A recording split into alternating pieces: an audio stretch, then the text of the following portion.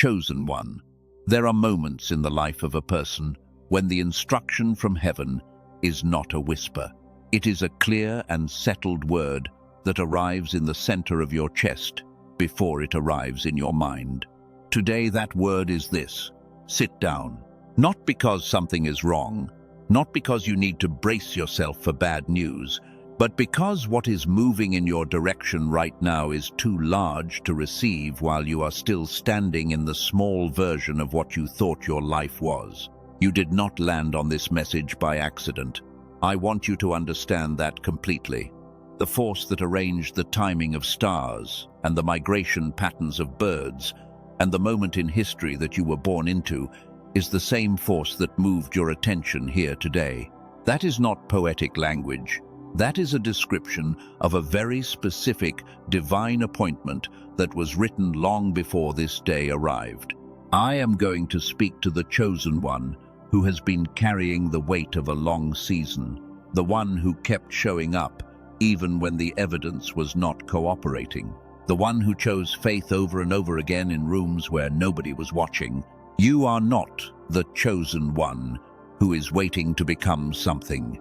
You are the chosen one standing on the edge of a reversal so significant that the only right response when you hear it described is to sit down and let it settle. This is not for the general crowd. This is for the specific person who has felt for weeks or months or years that something enormous was being prepared just out of view, something that no current circumstance could explain and no current evidence could confirm. But the feeling would not leave, the sense that something massive was being arranged, something that would require you to have stayed exactly where you stayed and endured exactly what you endured. That feeling is not wishful thinking. That feeling is a divine preview of an approaching reality. And today, in this message, I am going to walk with you through what it means, what it requires, and what is already in motion. There are 5 signs that confirm this message is specifically for you, not for everyone who came here, for you. And I want to go through each one carefully, because each sign carries its own weight and its own confirmation. The first sign is this: for some time now, you have been carrying a feeling that something is about to change, but you have not been able to name exactly what. It is not attached to any specific event you are planning or any specific prayer you made last week. It is deeper than that. It is a knowing that exists in the body before it exists in the mind. A low hum that says things are shifting, even when the surface of your life looks exactly the same as it did 6 months ago. If that is true for you, that is not imagination. That is the signature of heaven, landing on a receiver before the signal arrives in full. The second sign is something more difficult to admit. In the season leading up to right now, some things in your life were taken away or ended in ways that did not feel clean or earned. Relationships that changed without your permission. Opportunities that seemed to close before you could step through them. Resources that did not stretch as far as you needed them to. At the time, those losses felt like punishment or confusion. But loss that arrives just before a massive incoming is not punishment. It is God clearing the field, removing what cannot survive the weight of what is coming. The very things that were taken were the things that would have been obstacles to the arrival. The third sign is in your inner life. Your dreams have changed. Your sense of spiritual awareness has been heightened. You may have been waking at unusual hours with an unusual clarity. You may have noticed that scripture or messages or conversations have been carrying more weight than usual, as if they were personally addressed to you.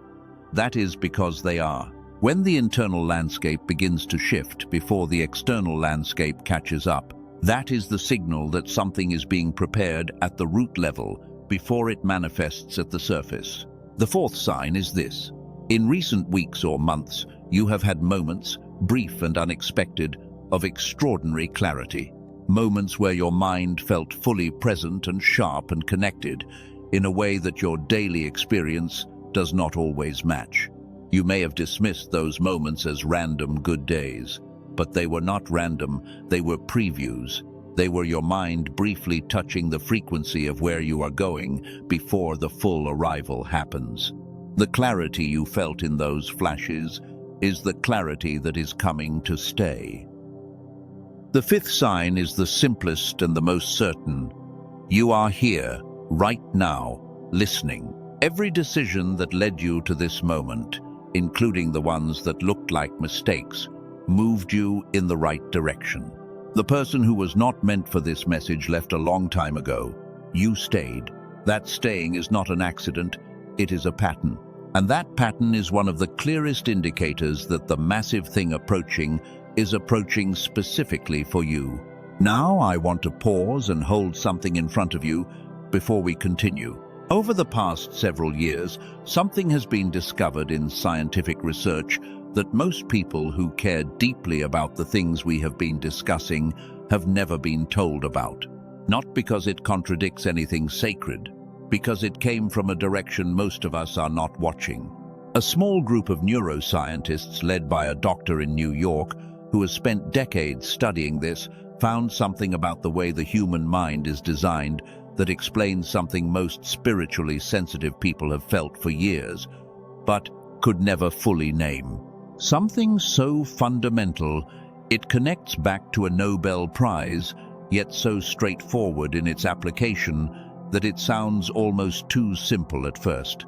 I'm going to tell you what they found later in this message. But right now, hold this question. What if the reason your mind sometimes feels foggy or slow or disconnected from the sharpness you know is inside you is not a character flaw, not a spiritual failure, not age, but something with a very specific cause and a very specific solution? Hold that question. We will return to it. God does not prepare a massive thing without first preparing the person who is going to receive it. Every pattern in sacred history confirms this. The preparation always precedes the provision. The formation always comes before the fullness. And the length of the formation season is always proportionate to the magnitude of what is being prepared. Think about what that means for you. Think about the length of your formation. Think about the weight of what you have been carrying. Think about the years that felt like waiting and the seasons that felt like wilderness.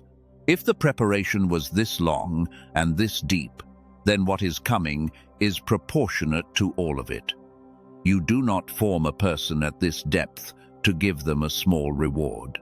You form a person at this depth because what is coming requires a container that has been shaped and stretched and strengthened beyond what ordinary life would ever produce. The season you have been in has not been wasted. Not a single day of it. Not a single prayer that felt like it hit the ceiling. Not a single night when you held on with the thinnest possible thread of faith. All of it was working. Not always in the way you could see, but working. And now that season is completing. Not slowly, the way a harvest completes, the way a door opens, the way dawn arrives. Decisively, finally, massively. God told Abraham to look at the stars. He told him to count them if he could. He was not asking Abraham to admire the sky. He was asking Abraham to expand his capacity to receive. You cannot hold a blessing larger than your belief that it is possible. And today, this message is an invitation to expand, to stop looking only at what is in front of you and start looking at what is above you and around you and approaching you from a direction you have not been watching. What is coming is already in motion. It was set in motion long before this message, long before this day. The arrival is not contingent on your perfection. It is not delayed by your doubt. It has been set in motion by a covenant that was made on your behalf before you were born, and it is moving toward you with the kind of certainty that does not require your belief to continue. But your belief does determine what you are able to receive when it arrives. There is a difference between a blessing arriving and a blessing being received. Heaven can send something toward you, and you can still miss it. Not because God took it back, because you were not positioned to recognize it when it arrived, because the receiver that was designed to register its frequency was operating below its capacity. And that is something we are going to address very specifically as this message continues. God does not send the instruction to sit down to people who are in the middle of the crowd. He sends it to individuals. He spoke it to Elijah when he had run as far as he could and collapsed under a tree in exhaustion. He spoke it to Jacob when he was left alone after sending everything he had across the river. He speaks it now to you, because what is about to happen in your life is not a group event. It is a personal appointment between you and the God who has been watching every chapter of your story and who has now determined that the moment of the turn has come. What this means practically is that the version of yourself you are about to become will not look like a gradual improvement on who you are right now. It will look like a different order of life entirely. Different in what you understand, different in what you have access to, different in the clarity with which you are able to move through decisions that used to feel impossible. The shift that is approaching is not a small adjustment. It is the kind of shift that people around you will notice before you fully believe it yourself. For now, understand this. You are in a moment of transition so significant that the period before it and the period after it will look like two completely different lives. The person on the other side of what is about to happen will look back on this day and understand why it was necessary to sit down and be still and listen, because what is coming did not arrive to interrupt your life. It came to complete it. It came to vindicate the years. It came to confirm that you were not wrong to hold on. And the fullness of what it carries is greater than anything your current circumstances have allowed you to imagine. There are 3 identities that the chosen one carries, and most people who carry them have not been given names for what they are. They have felt the weight of each identity without understanding the assignment that comes with it. Naming them changes something. It turns a burden into a calling. The first is the forerunner. The forerunner is the one who arrives somewhere before there is a path. The one who enters a new territory in their family line or their community or their field, not because someone showed them the way, but because they were assigned to be the one who makes the way for those who come after. The forerunner often feels alone, not because they are abandoned, but because they are ahead. The very isolation that has felt like a wound is actually a function. The silence around you is not the silence of rejection. It is the silence of open ground, ground that has not been walked before, ground that your feet are the first to touch. There is a loneliness that belongs to the forerunner that no ordinary community can fully satisfy, because the forerunner is living in a chapter that has not been written yet in the shared experience of those around them. And that loneliness, as painful as it has been, was the price of the assignment. The ones who will follow you into what you are pioneering will not feel that loneliness. They will have a path. They will have your example. They will have proof that it is possible. But you are the one who had to walk into it first, without proof, without a map, on the strength of a calling that only made sense inside you. The second identity is the cycle breaker.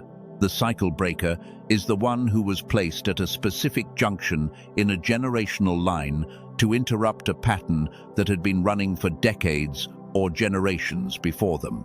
Every difficulty you have faced that seemed disproportionate to your choices had a second function. It was surfacing a root. It was bringing into the light something that had been underground in your family for a long time, something that had to be named and addressed before the next generation could walk free of it. You did not only live your own life in this season, you carried something heavier than your own story. And the carrying was not a mistake. The carrying was the assignment. The cycle breaker does not get the luxury of a soft entry into adulthood. They arrive at the place where the pattern lives, and they feel its full weight before they dismantle it. That is because you cannot break a cycle you have never encountered. You had to feel the full force of it. You had to understand from the inside what it does to a person. And that understanding is not a wound you carry forward. That understanding is the wisdom you use to ensure that no one in the generation behind you ever has to feel it again. The third identity is the deep root. The deep root is the tree that cannot be moved because it has gone down further than anything in the visible landscape would suggest. You have been through winds that should have uprooted you, seasons of drought that should have dried you out, pressures that left marks, and you are still here. That is not resilience in the ordinary sense. That is a root system that was built underground during all the years you thought nothing was happening. And deep roots are what support the weight of massive fruit. You do not hang heavy fruit on a shallow tree. The depth that was developed in you was necessary. It was intentional, and it is about to become visible in what it bears. Now, I want to speak about the force that has been working against the arrival of what God has prepared for you, because nothing significant comes without resistance. And the resistance you have faced has a specific character that is worth naming clearly. The first form that resistance takes is the voice of smallness. This is not the voice of an enemy outside you. This is the internal voice that has learned from years of disappointment and delayed arrival to protect you by keeping your expectations low. It says things like, "This does not happen for people like me," or "The massive things happen for other people, people with more advantages, people with better circumstances, people with more visible gifts." That voice is not wisdom.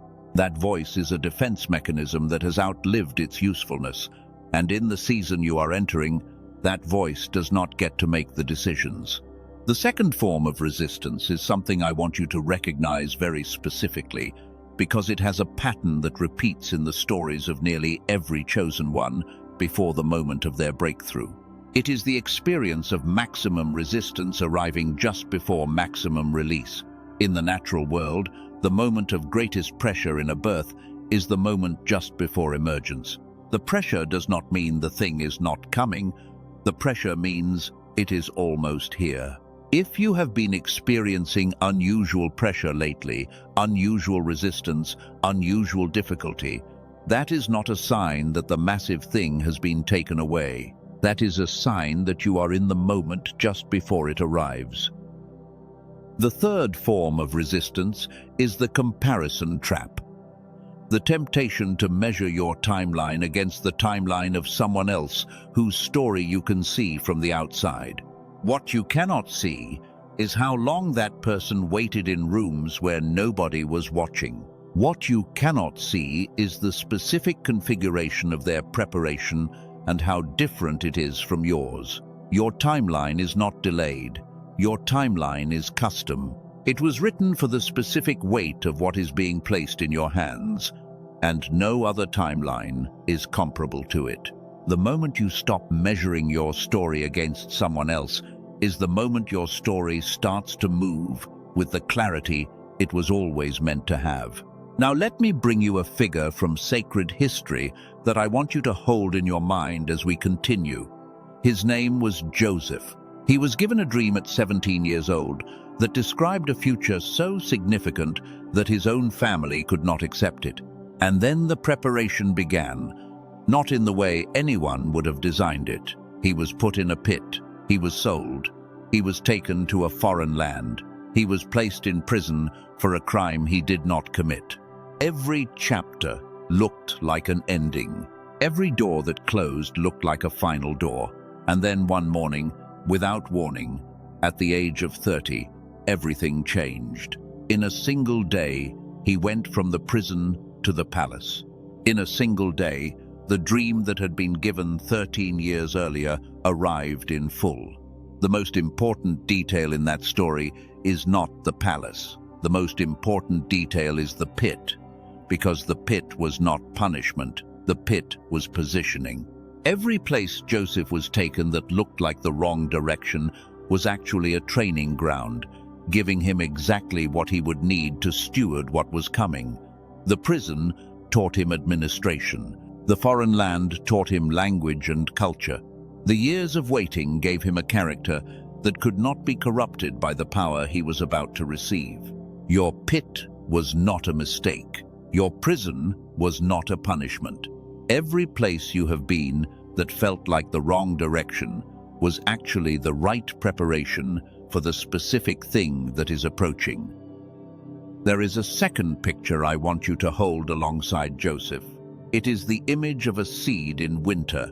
A seed placed in the ground in autumn enters a season that looks, from the outside, completely identical to death.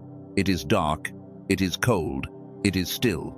There is no visible evidence of anything happening. Anyone who did not understand seed biology would walk past that ground and see nothing.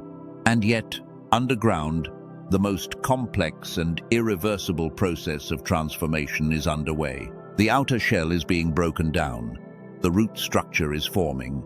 The architecture of what the seed will become is being assembled in the dark, in the silence, in a way that cannot be seen but cannot be stopped. That has been your season. Not death, not abandonment, deep formation. And just as the seed has no choice about when spring arrives, you do not need to manufacture the arrival of what is coming. The seasons turn on a schedule that does not require your management. Your only task is to remain in the ground, to hold the position. And you have been doing that. You have stayed in the ground through the winter that was longer than you expected. Spring is not coming. Spring has arrived. Now let me close the loop that has been open since the beginning of this message. I told you there was something discovered in scientific research that most people who care about these things have never been told about. Something that connects back to a Nobel Prize. Something simple in its application but profound in what it explains. I asked you to hold the question of why your mind sometimes feels foggy or disconnected from the sharpness you know is inside you. I want to tell you now why I waited until this moment to bring it forward. Because what they found is not just information, it is a solution. And a solution only becomes useful once you understand the full shape of the problem it solves. You now understand the shape. Here is what you need to understand clearly before the next part of this message. The human brain was designed to operate with both hemispheres working in synchronized connection. When that synchronization is active, the mind functions at a level that most adults have not experienced since early childhood. Clarity arrives without effort. Decisions that were confusing become obvious. Connections that were hidden become visible. The ability to perceive what God has placed near you is restored to its full capacity. This is not a spiritual metaphor. This is a neurological reality that was documented by Nobel Prize research in 1981. And the reason this matters for everything we have been discussing is this. The massive thing approaching your life will arrive whether your hemispheres are synchronized or not. But the depth at which you are able to receive it, recognize it, and walk into it fully is directly connected to the state of your mind. You do not want to be standing at the door of the most significant chapter of your life with a receiver that is operating below its designed capacity. And there is a specific way to address this that I am going to share with you now. Do you remember the question I asked you to hold at the beginning of this message? Here is the answer. It won the Nobel Prize. In 1981, a neuroscientist named Dr. Roger Sperry received the Nobel Prize in Medicine for his research on the two hemispheres of the human brain. What he and his colleagues found was not abstract. It was foundational. The brain is designed to operate with both hemispheres working in synchronized connection with each other. When they do, the human mind accesses a state of clarity and creative power that cannot be reached when only one hemisphere is dominant. They called it whole brain activation, and what they found when they measured it was extraordinary. Before I tell you what his research led to, I want to share two experiences from people who have already found what I am about to describe. A woman from California described what it felt like before she found this. She had tried everything: prayer and journaling and meditation and every spiritual practice her community offered. And she kept arriving at the same experience. She believed the words of Scripture. She could not feel the reality behind them, not in her body, not in the lived texture of her days. Something was blocking the signal.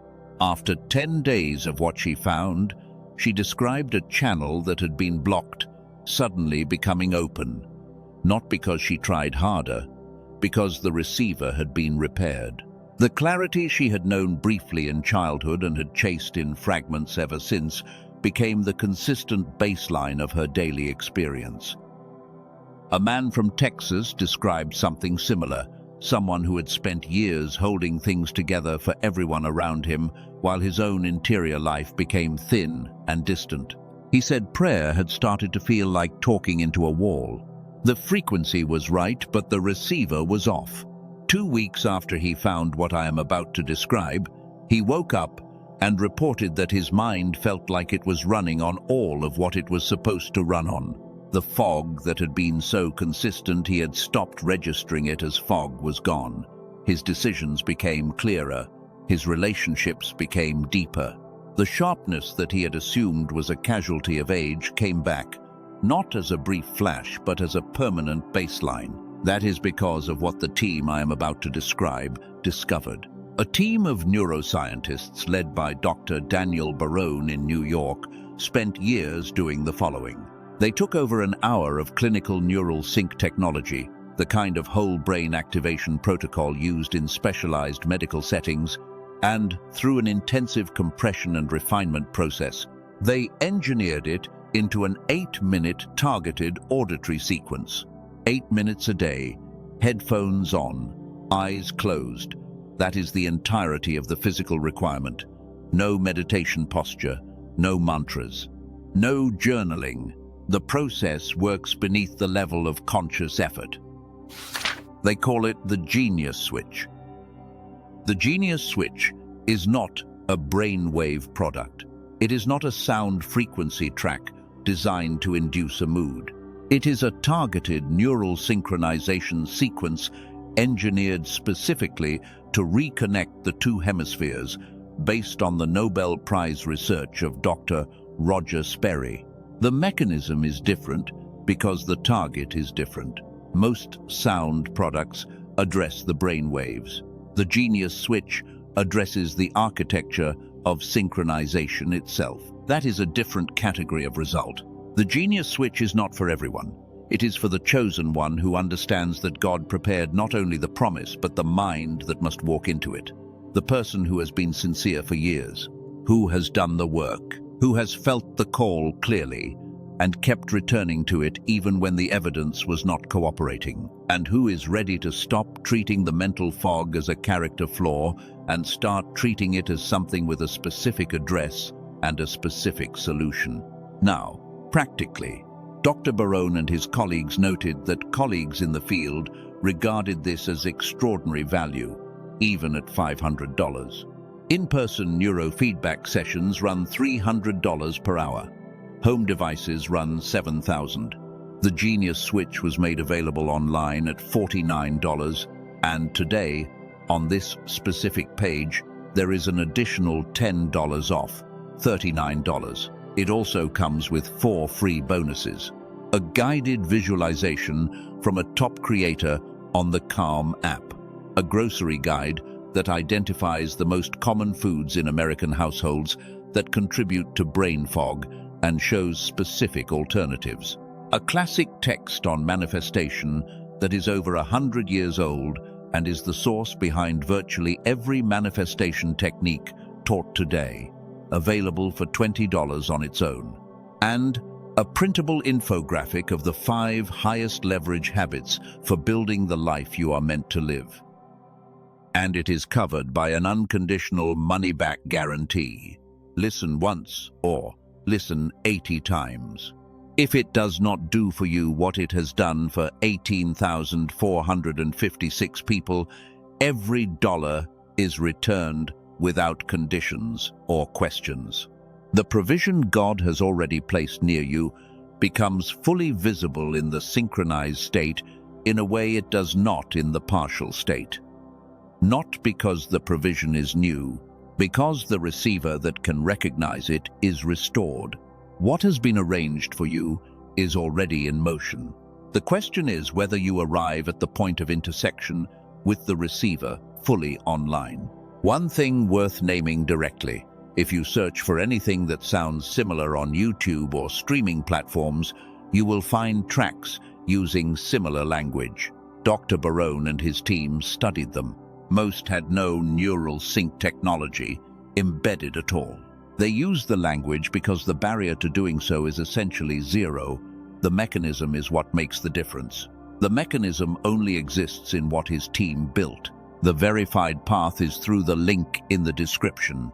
If your spirit resonates with what has been described, the link in the description below and in the pinned comment points to where Dr. Barone and his team made it available. You can read everything on their page before making any decision. Every detail is laid out clearly. The tool does not replace God. It does not surrender for you.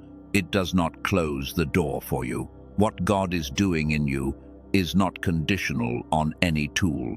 But a tool that restores the receiver gives what God is doing more of what it was designed to land in. And for the chosen one who felt something stir when the mind was mentioned earlier, that path is still open in the description and the pinned comment. A small step taken from a clear mind has changed entire seasons. Before this message ends, I am going to speak something over your life that I want you to receive in full. But first, let me give you the practical tools for positioning yourself to receive what is coming. The first tool is what I call the positioning practice. Most people live their days in relation to their current circumstances. What is in front of them shapes how they think, what they expect, how they speak to themselves. This is a natural response to the visible world, but the chosen one who is on the verge of a massive arrival cannot afford to be governed only by what is currently visible, because what is coming is not visible yet. And if your internal orientation is shaped entirely by what is currently visible, you will not be positioned to recognize the arrival when it happens. The positioning practice is this. Every day, for a period of time that you choose, you deliberately orient yourself toward what is coming rather than what currently is. You do this not by denying the reality of your current circumstances. You do it by choosing to hold the reality of what is approaching with equal or greater weight than the reality of what you can see. You train your mind to operate in the anticipation of the arrival rather than only in the reaction to the present. This is not wishful thinking. This is the posture of every person in sacred history who received something significant before it was visible. Abraham believed before he saw. Moses obeyed before the Red Sea moved. The disciples prayed in the upper room before the power arrived. The positioning preceded the receiving, and it will be the same for you. The positioning practice requires one specific decision every morning. Before you engage with the demands of the day, before you open the news or the notifications, you spend a period of time, even if it is brief, orienting toward the arrival. You say to yourself and to God, "Something is coming that I have been prepared for, and I am ready to receive it today." And you hold that orientation as you move through the day. What changes when you adopt this posture is not immediately visible, but it is immediate in its effect on your internal state. The practice of orienting toward the arrival, even before any evidence of it appears, rewires the way your mind processes what it encounters during the day. Conversations that would have felt neutral start to carry significance. Encounters that would have seemed random start to feel like they might be connected to something larger. Your attention opens in the direction of the thing you have oriented yourself toward. and attention is the first instrument of reception. The chosen one, who practices positioning every morning, begins to notice things they were walking past before, opportunities that were always there but did not register, connections that were available but were not seen as relevant.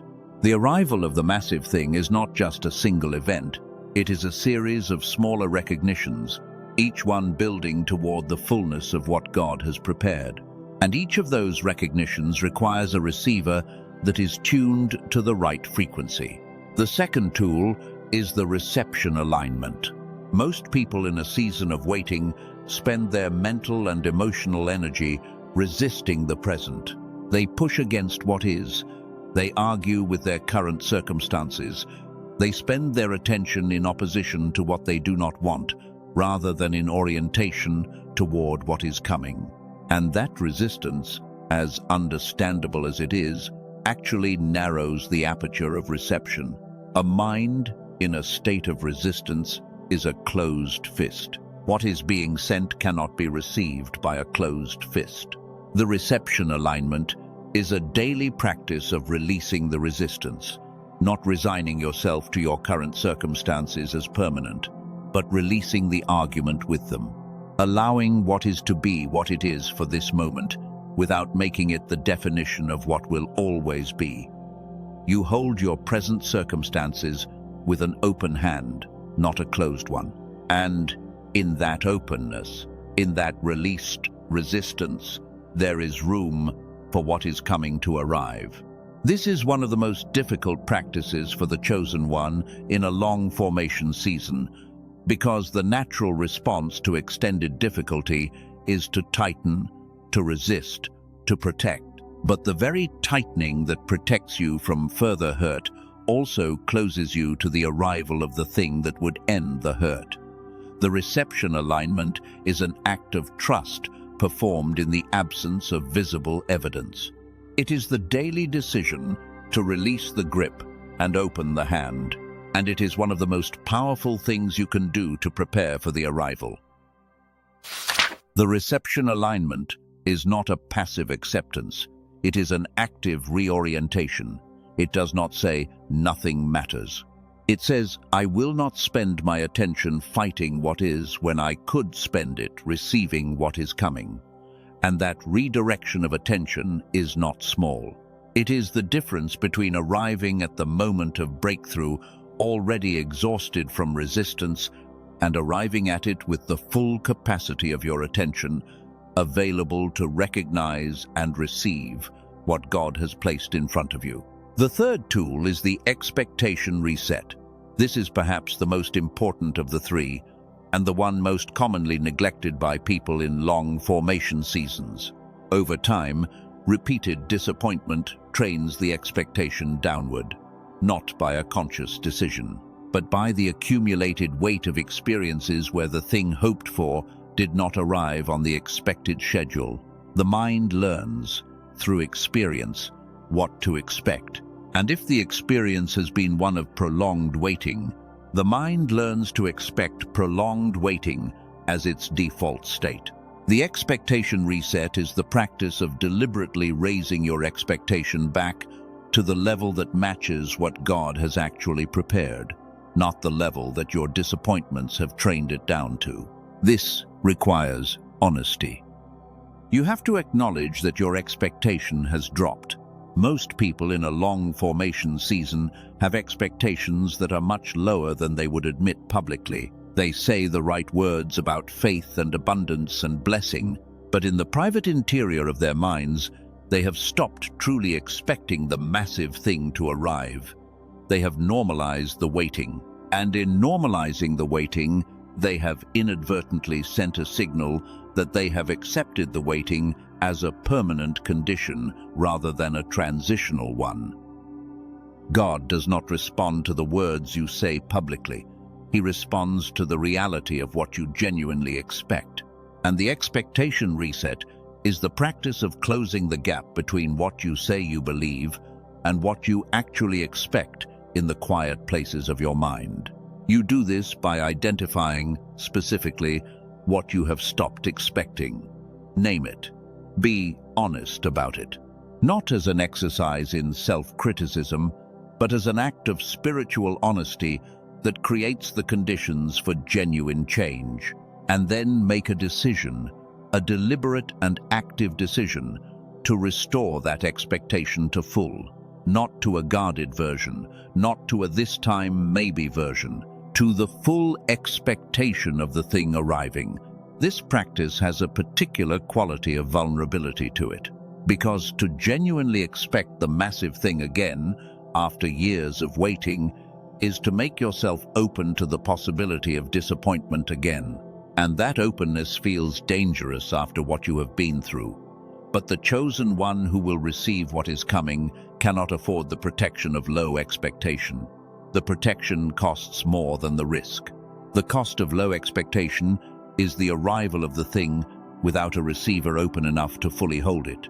The blessing arrives, and the person was not expecting it in full, so they receive a portion of it and miss the rest. Raise your expectation. Name the thing you have been waiting for. Name it specifically, in detail. What does it look like? What does it feel like to have received it? What is different about your life when it has arrived? The more specifically you can picture it, the more completely your expectation is engaged. And the more completely your expectation is engaged, the wider the aperture of your reception when it comes. There is a pattern in how massive arrivals happen for the chosen one that I want to describe, because understanding the pattern changes how you carry the expectation. The massive thing rarely arrives the way the person imagined it would. It does not usually come through the door they have been watching. It comes through a door they were not watching, from a direction they were not looking, in a form that is sometimes unrecognizable at first.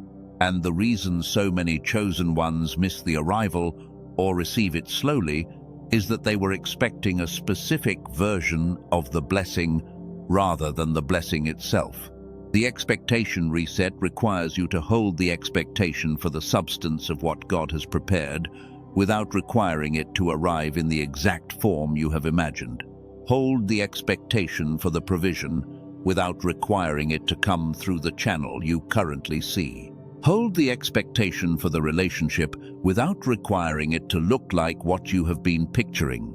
Hold the expectation for the breakthrough without requiring it to follow the path you have mapped out. The substance is what God promised. The form is what God chooses. And when you are free from requiring the specific form, you are open to the full generosity of the provision in whatever shape it arrives. Now I want to lead you into a brief activation before we close this message. Find a moment of stillness if you can. Close your eyes if you are in a position to do so. If not, soften your gaze and let what follows land in the body rather than only in the mind. Picture yourself standing at a threshold. It is a door that has been there for a long time, and you have been standing on one side of it. You know something is on the other side. You have sensed it. You have caught glimpses through the edges over the years. But the door has not opened until now. Feel the weight of everything you have been carrying. Feel the length of the season. Feel the faithfulness of every day you showed up even when you could not see the reason to show up. Every morning that started in doubt and ended in continued faith. Every prayer that felt like it went nowhere but was actually building something invisible. Every moment you chose to stay when leaving would have been easier. Now feel something different arriving. Feel a shift in the atmosphere around you. There is a warmth on the other side of that door. There is light coming through the edges that was not there before. The thing that is on the other side has been waiting for this moment with the same intensity that you have been waiting for it. The appointment is mutual. The arrival was always scheduled, and the schedule was always this day. Feel something release in your chest, the grip of the waiting loosening, the defense against disappointment dropping away, and in its place, a spaciousness, a readiness, a receiver that is fully open, not guarded, not protected, open. The door is about to open, and you are ready for what is on the other side. Now bring your awareness gently back to this moment. Carry the spaciousness you just found with you into the rest of this message. Because what I am about to speak over your life, I want you to receive in a state of openness rather than a state of defense. Chosen one, before I close this message, I need to speak something directly over your life. I want to acknowledge what you have done that most people do not see. You stayed. In seasons when leaving would have been completely understandable. In seasons when every visible piece of evidence was pointing in the direction of giving up. In seasons when the silence of heaven felt not just quiet but like abandonment, you stayed. You kept the faith alive in rooms where nobody was watching. You kept praying when prayer felt hollow. You kept believing when the belief had to be rebuilt from nothing every single morning.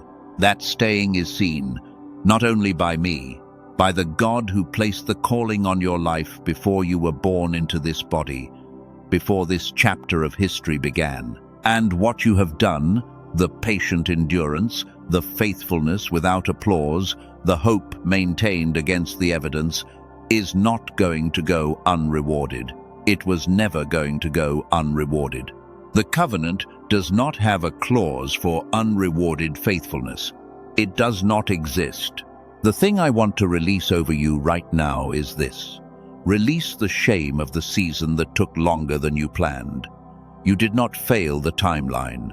The timeline was designed to be exactly this length. Release the identity of the person who is always waiting. That identity was a season, not a definition. Release the story that says you missed your window. There is no closed window for the chosen one who is still standing. Release the comparison that made you feel behind. Your story is not on anyone else's schedule, and no other schedule is on yours. Release the doubt that said the massive thing was for someone else, for someone more qualified, more visible, more prepared. The preparation that qualifies is the preparation you have been through, and no one else has been through yours. Release the exhaustion of holding yourself responsible for the length of the wait. You were not responsible for the length. You were responsible for the staying, and you stayed. Release the version of yourself that was defined by what has not yet arrived. That version served you during the formation. It kept you humble. It kept you seeking. It kept you dependent on God rather than on your own understanding. But that version has completed its work. What is emerging now is the version that was always being formed. The version that the preparation was always producing. You are the chosen one who endured the longest part of the formation. That is not a small thing. That is the credential that qualifies you for the weight of what is coming. What arrives in your life in this season will not be ordinary. It will be proportionate. Proportionate to the preparation, proportionate to the faithfulness, proportionate to the length and the depth of what you endured and did not surrender under. I am here as a witness to what God is doing in you, and what I see when I look at your story is not a person waiting for something to happen.